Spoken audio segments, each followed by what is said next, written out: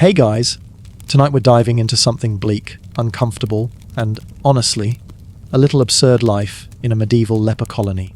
Forget the romanticized castles, knights, and fairy tales. This is the other side of the Middle Ages. The part where society decides you're basically dead, even though you're still walking around. So dim the lights, maybe grab a snack, and trust me, you'll need the comfort food and settle in. Because by the end of this, you'll realize just how lucky you are to live in a world with antibiotics, deodorant, and the option to ghost people digitally instead of being literally thrown out of town. And now, let's begin. Congratulations.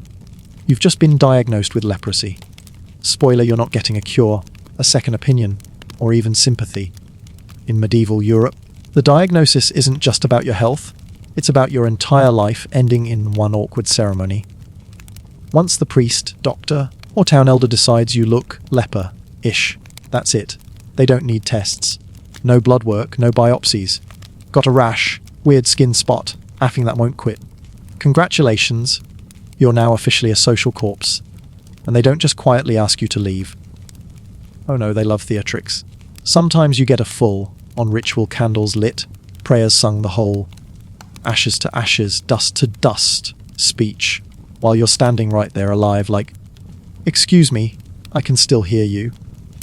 It's basically your own funeral, except instead of flowers you're handed a walking stick and told to scrap. From that moment, you're legally dead.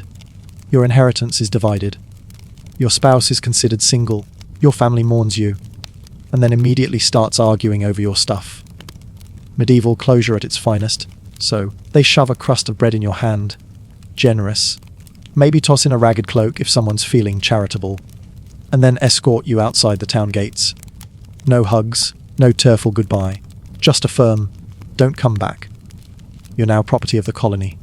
The road to exile is humiliating. Every passerby makes a show of avoiding you, crossing to the other side of the street like you're a human pothole. Kids throw rocks, adults spit, merchants glare, as if you might cough directly onto their onions. You're no longer a person. You're a warning label with legs. And remember, medieval diagnosis is wildly inaccurate. Plenty of people were exiled for skin conditions that weren't leprosy at all. Psoriasis, out. Eczema, out. Acne, goodbye. A bad sunburn could literally ruin your life. Imagine being banished forever because you forgot sunscreen. Modern, you couldn't handle this. You panic when your Instagram story gets ignored.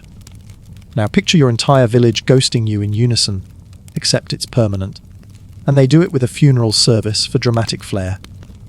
So there you are, standing at the edge of your hometown, stick in hand, staring down a lonely road toward a colony you've never seen. Behind you, the only life you've ever known. Ahead, a camp full of coughing, bandaged strangers. You're still breathing, still alive, but as far as society's concerned, you might as well already be in the grave.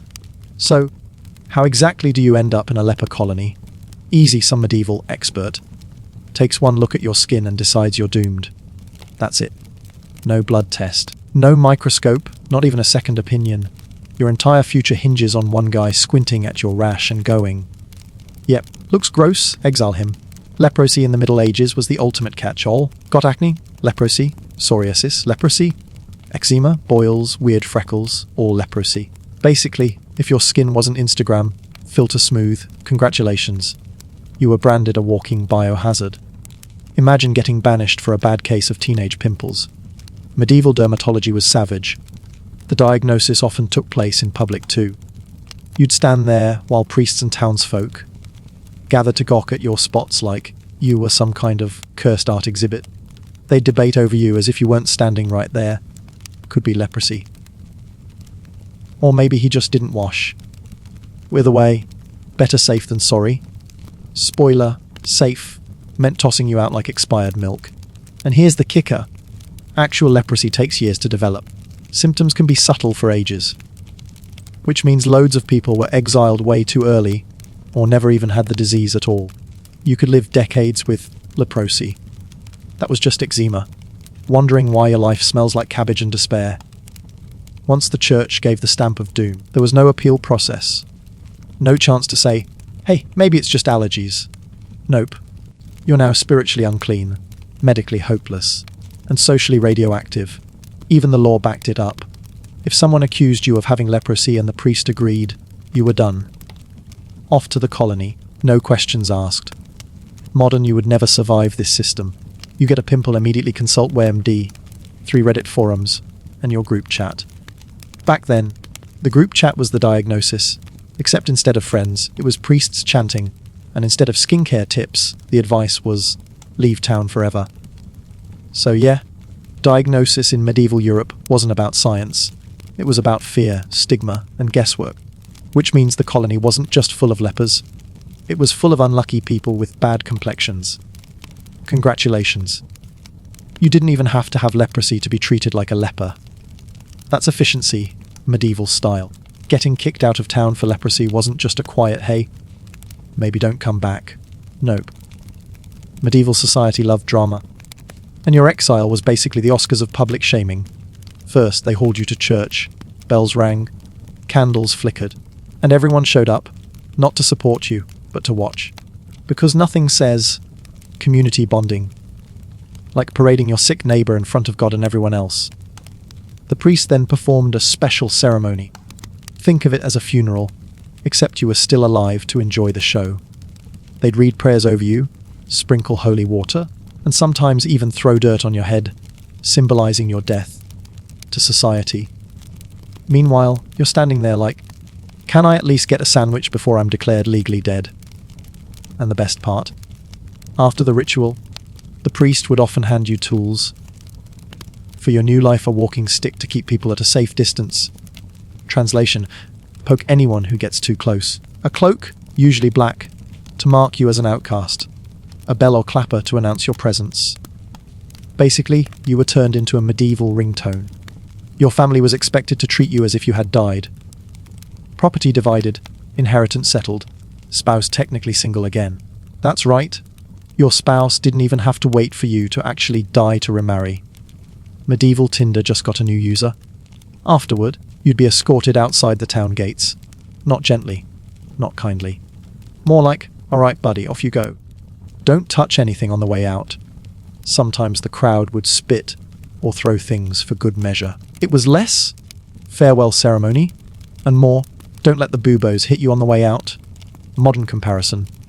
Imagine being diagnosed with acne, and instead of getting a prescription, your community drags you to church, fakes your funeral, takes your house, and gives you a cowbell so people can run when you approach. The cruelty wasn't just physical, it was symbolic. You weren't just sick, you were spiritually unclean, morally suspicious, and socially erased. In their eyes, your body was a walking billboard for sin. So there you are, standing on the road, dirt in your hair, stick in hand, and a bell tied around your neck like a very unpopular cat. Your old life is gone. Your new life, about to get a whole lot worse. Welcome to your funeral. You're still breathing, but as far as everyone else is concerned, you're history. So, the priest has declared you dead, your family's already dividing your socks, and now it's time for your one-way trip to your new home. Spoiler. It's not exactly beachfront property. The road to the leper colony is long, humiliating, and very public. You shuffle along with your new accessories, walking stick, ragged cloak, and that wonderful bell or clapper. Ding, ding! You're basically a medieval ice cream truck, except instead of kids running towards you, everyone sprints in the opposite direction.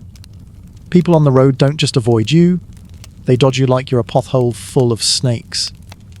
Merchants cover their mouths, mothers yank their kids behind them, and anyone with spare rocks suddenly discovers their throwing arm. You're not a traveller, you're a moving hazard sign. And don't expect kindness.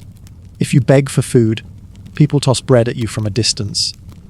Like they're feeding pigeons they don't like very much. If you ask for water, they leave it on the ground and step back 10 feet. Your existence is one long exercise in rejection.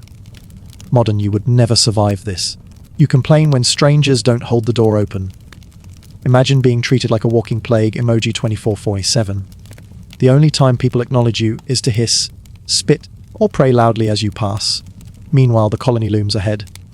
Usually built outside town walls, near a swamp, quarry, or some other charmingly unlivable patch of land. smoke drifts from crooked huts, and faint coughing echoes in the distance.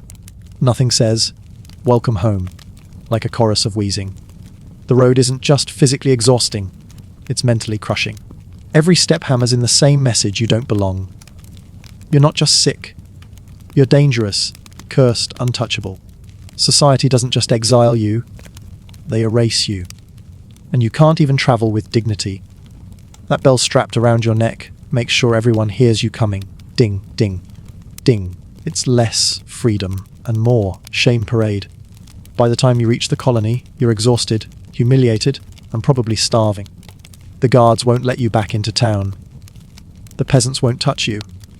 Your family won't look for you. Congratulations, you've officially been demoted from citizen to warning sound effect.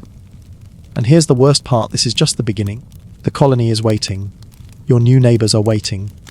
Your new life, if you can call it that, is waiting.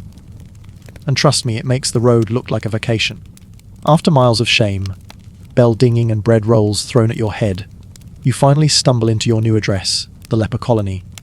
First impression: think retirement village, but instead of bingo and shuffleboard, it's coughing and open sores. Instead of flower beds, you've got mud, weeds, and huts held together with hope and rotten timber. If Zillow existed, this place would have one review: would not recommend. Rats are the only happy residents. The huts are crammed together, smoky from cooking fires, with rags fluttering like sad little flags. The smell hits before anything else would: smoke, rot, unwashed bodies, and whatever stew someone's boiling that may or may not contain last week's rat. You gag, but don't worry, you'll get used to it, or your nose will just give up entirely. Your new neighbours shuffle over to look you up and down. Some have faces marked with sores, others missing noses or fingers, all wrapped in dirty bandages. Their eyes are tired, their clothes are rags, and their greetings are mostly coughs. One guy nods and waves with a hand that has only 3 fingers left. Charming, and yet they're oddly welcoming. They know you've been through the humiliation parade. They've lived it too. There's a strange solidarity here. Everyone's been spat on. Everyone's been abandoned. Everyone's been declared socially dead. Misery loves company. And here, it's the only company you've got. But don't mistake it for comfort. These people aren't here by choice. Some might not even have leprosy, just bad luck with their skin. Either way, they've been thrown together in this muddy patch of nowhere, trying to scrape out something resembling life. Modern you wouldn't last 10 minutes. You panic if your Airbnb doesn't have Wi-Fi. Imagine checking into a place where the welcome basket is a stick, a bell, and a side of lifelong stigma. No spa, no clean sheets, no scented candles, just coughs, smoke, and the faint sound of rats plotting in the corners. The colony has rules too. You're expected to stay put. No sneaking back into town, no touching outsiders, no pretending you're not a leper. You've got your bell for that. Ding ding. Honesty hour, you're stuck here. So this is it. Your new home: mud huts, coughing neighbours, a soundtrack of wheezing, and a smell that could knock a knight off his horse. Don't unpack. You won't have much to unpack anyway. First impressions matter, and this one's unforgettable, not in the good way. So, who's living in your new medieval cull, DSAC? Spoiler, it's not the kind of neighbourhood you brag about. First, meet the veterans. These are the folks who've been here so long they practically are the colony. Missing noses, fingers gone, bandages older than you are. They shuffle around like decaying tour guides, giving you the "back in my day" speech, except their day ended about 5 years ago. Then there are the false alarms. Poor souls who probably never had leprosy at all, just bad ache and eczema, or an unfortunate rash. But medieval medicine doesn't do. Oops, my bad. Once you're exiled, you're here for life. These guys spend their time reminding everyone, loudly, "I don't even have a leprosy." Sure, Brian. Tell it to your third chicken, because no one else cares. Next, the entrepreneurs. Even in a colony full of despair, someone's hustling. One guy offers to patch your cloak for half your bread ration. Another lady has a stash of garlic. She trades like it's medieval Bitcoin. Need soup that doesn't taste like disappointment? That'll cost you your last onion. Survival capitalism, leper edition. And then we have the storytellers. Every night, someone regales the colony with tales of their former glory. One insists he used to own 3 goats and a shiny cart. Another swears she was the daughter of a wealthy merchant. Whether it's true or not doesn't matter when you're sitting in rags, coughing your lungs out. Bragging about goats is peak entertainment. Of course, even here humans can't resist creating a hierarchy. The not so bad cases look down on the falling apart cases. If you've only got a few spots and still most of your face, you strut around like you're hot stuff. Meanwhile, the guy missing half a foot is treated like the freshman no one wants to sit with at lunch. It's basically high school, if high school smelled like pus. Modern, you wouldn't last a day. You complain about loud neighbours and bad roommates. Try sleeping next to 30 people coughing in unison, like a dying orchestra. And good luck filing a noise complaint when your neighbour's snoring is actually tuberculosis. But here's the thing for all the misery. These are your people now. They're the ones who'll share a scrap of bread with you, laugh when your bell gets stuck on a branch, and nod knowingly when you cough blood into the fire. Sure, half of them don't have noses, but solidarity doesn't need a sense of smell. So meet your neighbours, the veterans, the fakes, the hustlers, and the braggers. It's like a really depressing reality TV show, except no one's getting voted off. You all lose together. Hope you're hungry, because dinner's ready! And by dinner, I mean a tragic pile of whatever scraps the outside world decided to toss your way that day. Life in a leper colony means no feasts, no variety, and definitely no 5-star dining experiences. Meals here are less Michelin star and more Michelin tire. If you're lucky, you get a ladle of thin gruel water oats, maybe an onion if the cook was feeling generous. If you're unlucky, it's yesterday's gruel, reheated, with extra flies for protein. Bread is common, but not the fluffy bakery kind. This bread is a rock. You don't chew it. You negotiate with it. Honestly, it's more useful as a weapon than a meal. Some people dunk it in soup just to soften it up, which works about as well as dipping a brick in water. On rare occasions, you'll get meat. Don't celebrate yet. It's usually stringy tough and questionably identifiable. Rat, squirrel, the cook won't say, and you probably don't want to know. At best, it tastes like burnt leather. At worst, it tastes like regret. And then there's the begging food. Scraps donated by kind townsfolk. Except they don't hand it to you. They throw it at you like you're a stray dog. Mouldy bread, wilted cabbage, fish that already smells like it's reincarnating. It's charity, sure, but the kind of charity that makes you wish they hadn't bothered. Modern, you would not survive. You complain when your Uber Eats order is missing extra sauce. Here, your Uber Eats driver would hurl a stale turnip at your head and call it a delivery. You're lucky if the food isn't crawling away before you eat it. Cooking in the colony is its own disaster. No spices, no proper pans, no recipes. Just throw whatever's edible into a pot, boil it until it resembles sludge, and pray it doesn't kill you faster than leprosy. Congratulations, you've invented medieval ramen, minus the flavour packet, and the smell. Oh, it's an event. Imagine smoke, spoiled vegetables, and a faint whiff of dead rat, all blending together in one big communal pot. Dinner time is less mouth-watering and more nose-offending. Yet somehow, people still joke about it. Someone always groans, "Best stew I've ever had," while gnawing on a questionable bone. Because when every day tastes like sadness, humour is the only seasoning left. So there's your menu gruel, bricks disguised as bread, meat of mysterious origin, and whatever the townsfolk fling at you from 10 feet away. Bon appetit. So you thought exile meant retirement. Cute. Even in a leper colony, there's no such thing as taking it easy, because apparently, slowly falling apart physically isn't enough of a job. If you can still move your arms and legs, or at least most of them, congratulations, you're now part of the workforce. What's on the to-do list? Oh, just the classics: weaving, farming scraps of land no one else wanted, or gathering firewood while hoping your hands don't literally give out mid-task. Forget work from home. This is work until your limbs stop cooperating. Some colonies let their residents do crafts.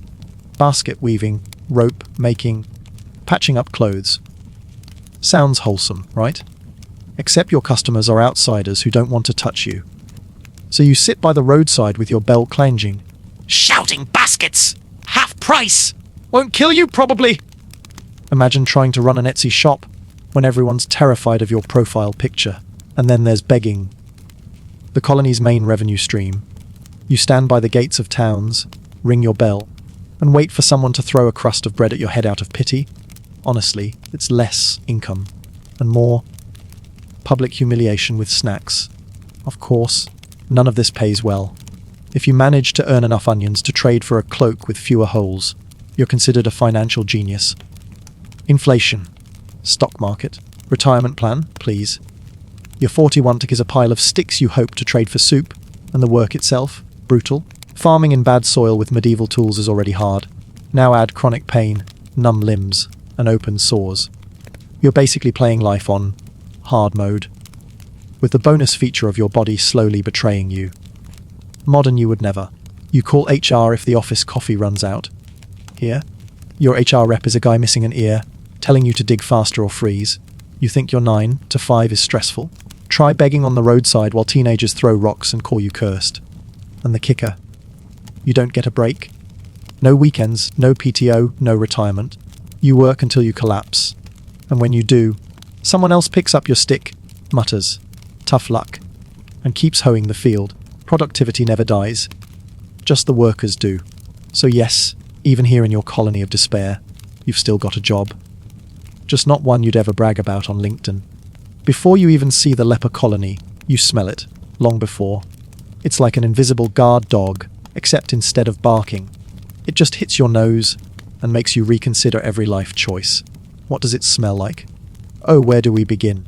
Start with unwashed bodies, years of unwashed bodies. Add rotting wounds that ooze constantly. Mix in smoke from damp firewood, spoiled food boiling in questionable stew, and rats who treat the colony like a free-range buffet. Congratulations. You've just invented the medieval version of misery. Every colony had its own signature scent. Some leaned smoky, others leaned rotten meat, some managed wet dog meets old cabbage. But all of them were powerful enough to make a medieval knight in full armor gag. And those guys were used to battlefields. The disease itself adds its own flavor. Leprosy damages nerves, which means wounds get infected because people can't feel them. Translation: open sores, pus, and gangrene everywhere. Imagine walking into a Yankee candle shop, except instead of vanilla bean and lavender, the candles are called festering wound and smoky despair. Outsiders could smell you before they saw you. That's partly why the bell was necessary. You didn't want people fainting in surprise when your personal cloud of stink rolled through. Honestly, the bell was less of a warning and more of a courtesy. Heads up, incoming smell bomb. Take cover. Even inside the colony, you couldn't escape it. The huts reeked, the air was thick. Everything you owned smelled like smoke and sickness, including you. There was no Febreze, no showers, no escape. You didn't live in the smell. You were the smell. Modern you wouldn't last 5 minutes. You complain when someone microwaves fish in the office. Imagine living in a permanent microwave of flesh wounds, smoke, and onions. You panic when the garbage truck skips a week. Here, the garbage is the residents. And don't think you'd get used to it. Maybe your nose would eventually give up, but visitors never did. Which is why people threw food from 10 feet away instead of handing it over. Nobody wanted to risk crossing into your smell zone. So yes, the colony was a place of exile, suffering and hopelessness. But more than anything, it was a place of stench. The kind of smell that seeps into your clothes, your hair, your soul. You weren't just outcasts, you were olfactory weapons. Welcome to your new life. You don't just stink, you are the stink. Welcome to the medieval leper fashion show, where the dress code is equal parts sad, practical, and horrifying. Spoiler: Milan wasn't taking notes. First up, the cloak, usually black or grey, heavy, and made of whatever scraps were lying around. Not chic, not tailored, just a giant medieval tarp to mark you as an outcast. Forget Versace? This is more like potato sack culture, and you don't get options. Everyone wears the same depressing cloak. It's basically the world's worst uniform. Next, the bandages. Not clean, not sterile, just strips of rag wrapped around sores, stumps, and whatever body part was threatening to fall off that week. Think mummy. But instead of being spooky, it's just sad and smells like boiled cabbage. Bonus. The bandages aren't really for healing. They're for hiding. So at least you can pretend you look less horrifying while you shuffle down the road ringing your shame bell. Speaking of bells, yes, the bell or clapper is mandatory. Your medieval accessory, the one piece everyone recognizes.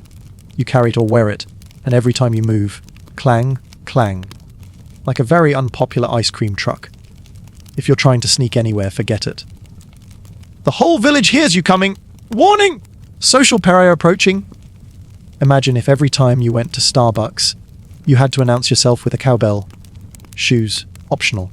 If you still have feet, good for you. If not, someone might strap wood or rags to your stumps, so you can hobble around without bleeding all over the dirt. Medieval Crocs. Practical, ugly, and absolutely not comfortable. Accessories? Forget jewelry. No necklaces, no rings. Mostly because your fingers and ears might not stick around long enough to enjoy them. The closest thing you get to accessorizing is maybe tying your bandages in a jaunty bow. Modern, you couldn't cope. You complain if your hoodie shrinks in the wash. Imagine being handed one outfit forever, and it smells like wet goat by day 3. And no, you don't get laundry day. You wear it until it rots off, or you do. The fashion isn't just depressing, it's branding.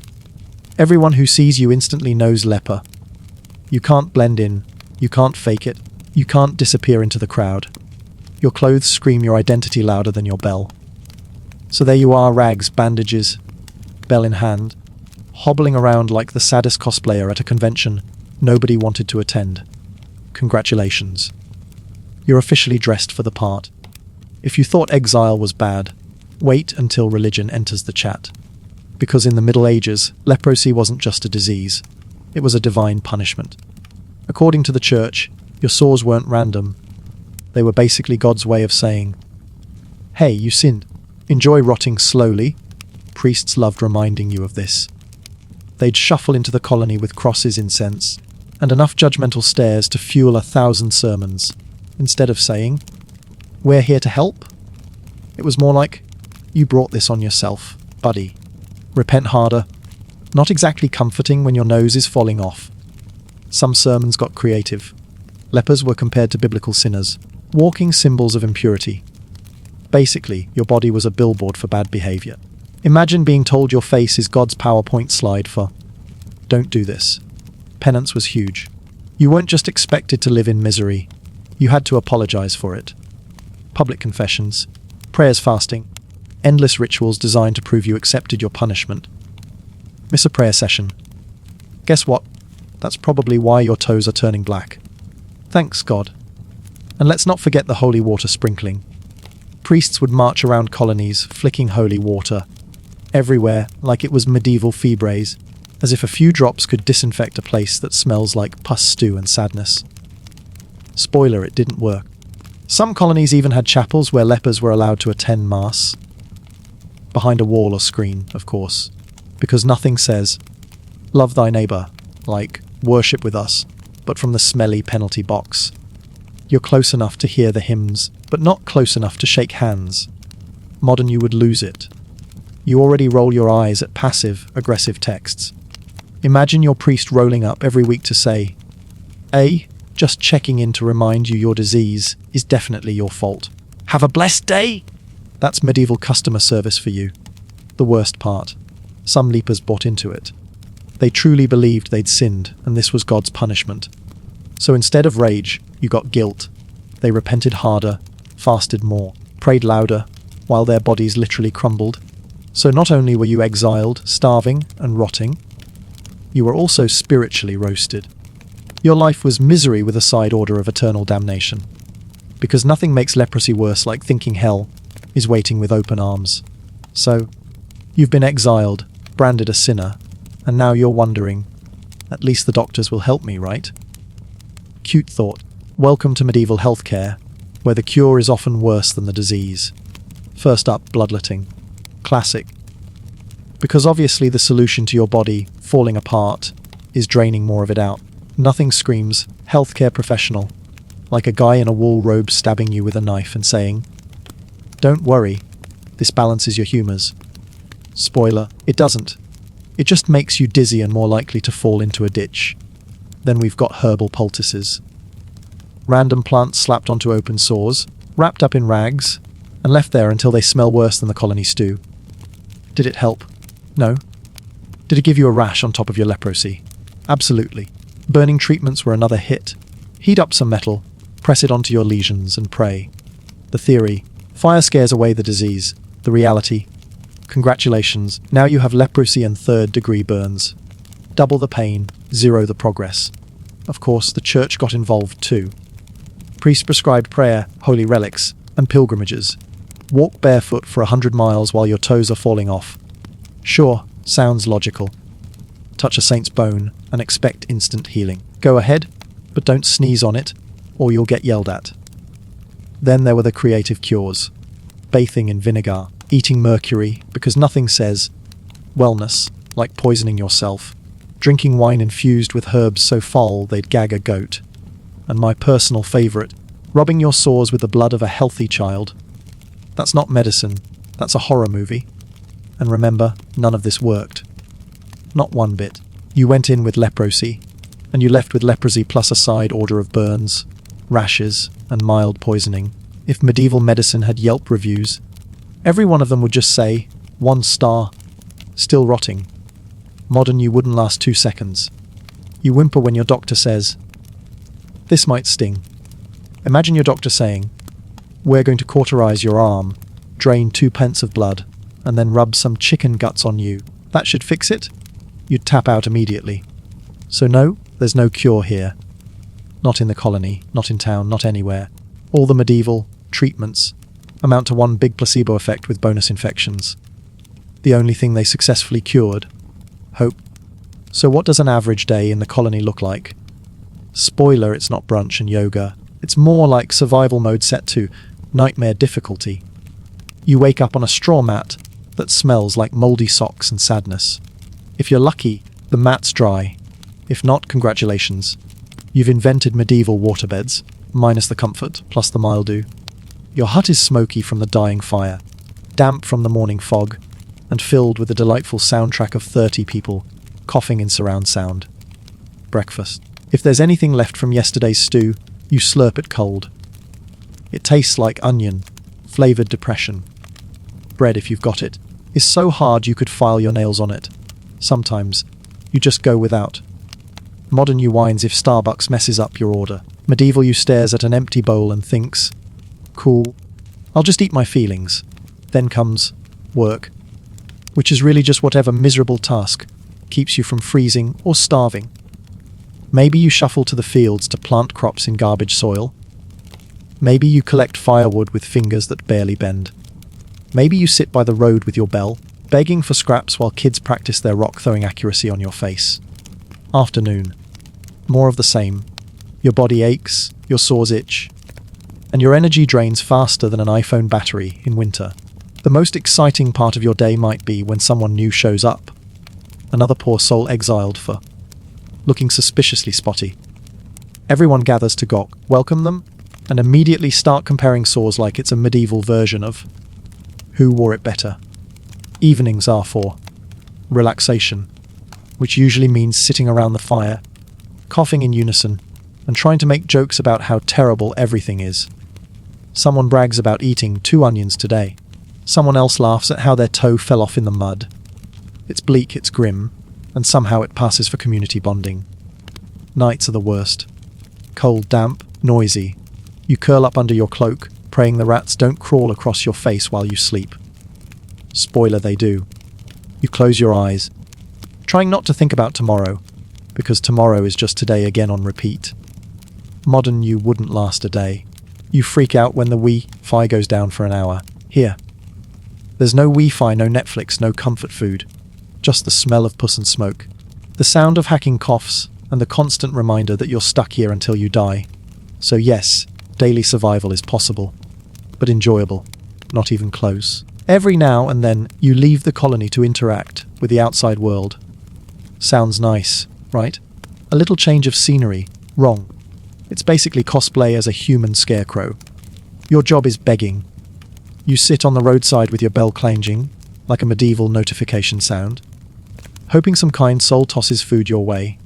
Spoiler, they don't toss it to you, they toss it at you, from a safe distance. Like you're a raccoon they don't want to get too close to. Bread, thrown. Turnips, thrown. A fish, also thrown, usually already half dead.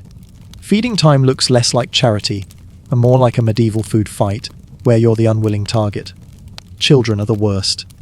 They giggle, throw rocks, and shout on clean, while running in circles around you. Adults aren't much better. Some cross the road, others sprint past, holding their breath, and a few yell prayers at you, as if holy words will protect them from your shadow. And then there are the shopkeepers. You're technically allowed to buy things, but only if you leave your coins in a bowl of vinegar first, because apparently vinegar kills sin. They'll take your money, sure, but they won't touch it, and they definitely won't touch you. Imagine Venmo, but way more humiliating. Sometimes townsfolk donate food to colonies out of guilt. That sounds generous, until you realize it's mostly rotten leftovers they wouldn't feed their dogs. Moldy bread, wilted greens, meat so questionable even the rats side eye it. Thanks, but no thanks. Oh wait, you're starving, so actually yes thanks. Modern you would implode. You complain when your food delivery app leaves your meal at the door instead of ringing the bell. Here, people drop scraps 10 feet away like they're feeding ducks, then sprint off without eye contact. No star ratings, no tip, just pure rejection with every crust of bread. And yet, this humiliating dance is your lifeline. Without these pitiful donations, you'd starve. The colony survives because outsiders throw scraps over the invisible wall of stigma. It's charity at its absolute bare minimum. Every trip outside is a reminder you're not part of society anymore. You're the cautionary tale they use to scare kids into behaving. You're not a person, they've downgraded you to moving object we avoid. So yeah, encounters with outsiders aren't heartwarming moments of human connection. They're medieval drive, by food drops, complete with side, eye, rock, throwing, and a heavy dose of shame. Daytime in the colony is depressing, sure, but nighttime, that's when things really go from bad to haunted house nobody asked for. As the sun sets, the huts get darker than your sense of humour. There's no street lighting, no lanterns glowing in windows. Just a few smoky fires that make everything look like a rejected horror movie set. Shadows stretch long and creepy, and every cough echoes like a ghost with bronchitis. The soundtrack, constant hacking coughs, groans of pain, and the occasional scream when someone's wound bursts or a rat scurries across their leg. If you're lucky, it's just rats. If you're unlucky, wolves circle outside, howling like they've RSVP'd to the misery buffet. Sleep tight, inside your hut. Bedtime means curling up on a damp straw mat under a cloak that smells like smoke, sweat, and sadness. The air is thick with the scent of burnt wood and puss. Basically the medieval equivalent of a Yankee candle called rotting farmhouse. Relaxing, right? And don't expect peace. Your neighbour snores like a dying goat. Another one mumbles prayers all night. Someone else coughs so hard, you're pretty sure they'll eject a lung into the fire.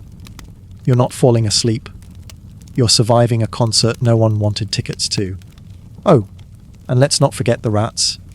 They're the true landlords of the colony, scampering across your feet, stealing scraps of bread, and squeaking in the dark like they're gossiping about you.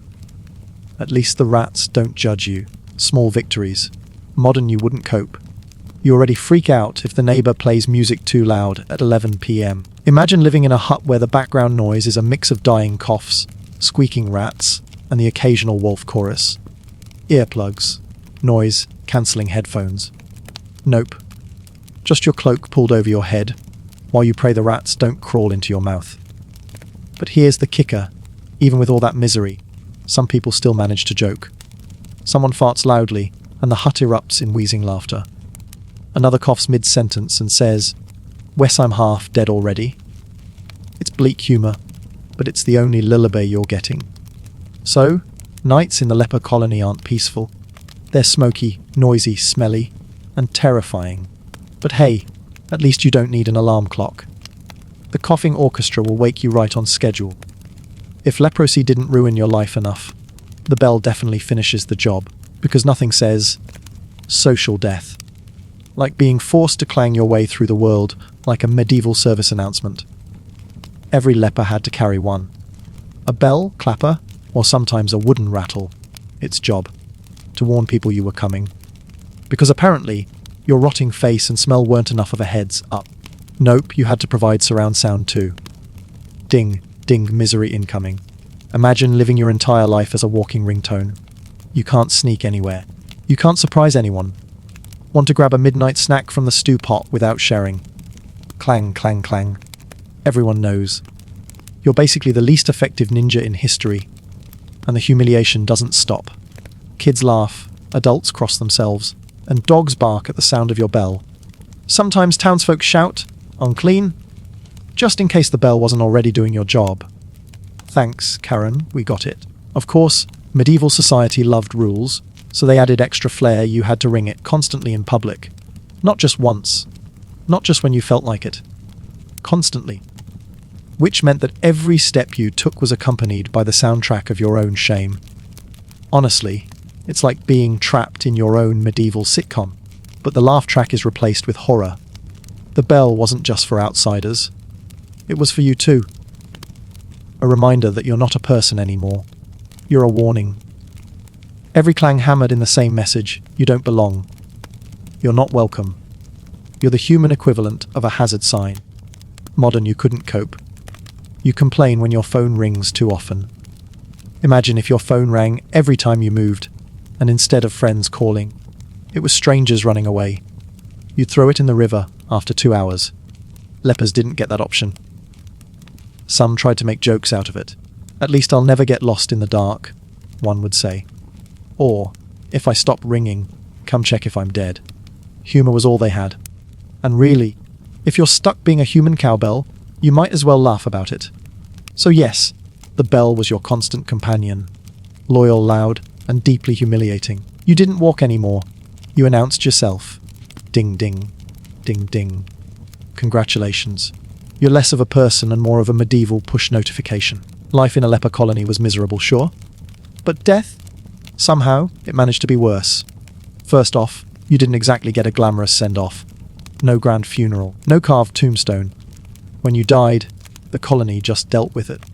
Usually by digging a shallow grave outside the huts and covering you up quick before the smell got even worse. And considering this place already smelled like a compost bin on fire, that's saying something. There were no fancy coffins. Maybe a shroud if someone had spare cloth lying around. But let's be real. No one was wasting good fabric on the dead. Your body got wrapped in whatever rags you weren't using and tossed into the ground. Medieval Ikea didn't stock coffins for leper colonies. Your fellow residents might say a few prayers, but don't expect heartfelt eulogies. Everyone's too busy coughing, starving, or comparing their sores to wax poetic about your kind spirit. At best, someone mutters, "Well, he owed me an onion," before shuffling off. Outsiders. They didn't care. As far as they were concerned, you'd already been dead since your exile. Remember that fake funeral at church when you were diagnosed? Yeah, this is just the sequel. Nobody from your family's coming to cry over your grave. They already divvied up your goats years ago. And let's talk about the grim, practical side bodies piled up fast. Leprosy didn't kill you directly, but starvation, infection, and just plain neglect did. The colony couldn't always keep up with burials, so sometimes corpses lingered a little too long. Imagine trying to sleep while old Joffrey is still sitting in the corner, very much not alive anymore. That's not haunting. That's just bad housekeeping. Modern, you would absolutely lose it. You complain when the neighbour's trash can smells. Imagine your whole neighbourhood being one big trash can with corpses occasionally tossed in. You wouldn't last a single day before filing a very strongly worded Yelp review. Leper colony. Stars would not recommend. Corpses everywhere. And yet, even in death, there was dark humour. Someone might joke, at least he doesn't have to eat the stew anymore. Or, lucky guy, finally got out of paying rent. Because when your entire existence is misery, gallows humour is the only flavour left. So yeah, Death in the colony wasn't peaceful, it wasn't noble, and it definitely wasn't dignified. It was quick, shallow, and forgotten. You didn't go out with a bang. You went out with a shrug. So, after trudging through this delightful tour of medieval misery, the big question: why wouldn't you survive a leper colony? Easy. Because you're soft. Think about it. Modern you panics when the Wi-Fi drops for 5 minutes. In the colony, your internet is a guy coughing on you. Your phone notifications are your shame bell. Your entertainment is watching a rat steal your dinner. You'd cry yourself to sleep by night one, and good luck sleeping with a neighbor hacking up a lung in surround sound. You couldn't handle the food. Forget avocado toast. Forget oat milk lattes. Your diet would be rocks disguised as bread, soup that smells like old socks, and maybe, a rat if you're lucky. You'd starve before admitting out loud, "Actually, yes, I will eat the moldy onion. Thank you." The hygiene alone would break you. No showers, no deodorant, just smoke puss and despair baked into your clothes. Modern you freaks out if someone forgets to wear deodorant at the gym. Imagine an entire village of people who haven't bathed in years. Congratulations, you're a human nose assault. And the fashion? Oh please, one outfit forever. A depressing cloak, ragged bandages, and a cowbell necklace. Not exactly your Pharaoh TD moment. You wouldn't last a week before begging for sweatpants. Let's not forget the social life. Your new friends are people missing noses, fingers, and hope. The group hangout spot is a smoky hut where everyone coughs in unison. No brunches, no movie nights, just stew that may or may not contain rat tails. Modern you can't even tolerate an awkward group chat. Imagine this. And death, you wouldn't even get a proper goodbye. No Instagram tributes, no funeral playlist, no heartfelt speeches. Just a shallow grave outside the huts and maybe a muttered, "Well, at least he didn't steal my bread." That's your legacy. The truth is, the colony wasn't just about disease. It was about humiliation. Every bell clang screamed, "You don't belong." Every outsider's glare reminded you that you were less than human. Modern you, used to likes, followers, and endless validation, would collapse under the weight of being treated like human garbage. So no, you wouldn't last a day. Not with the food. Not with the smell. Not with the rats, the bells, the sermons, or the endless stew. The leper colony wasn't survival. It was a slow motion disappearance. Tonight, when you crawl into your clean bed, under your fresh sheets, with central heating and DoorDash a tap away, just say a quiet thank you. Because in the medieval world, you'd be out there clanging a bell, gnawing on stale bread, and praying the rats didn't win custody of your dinner.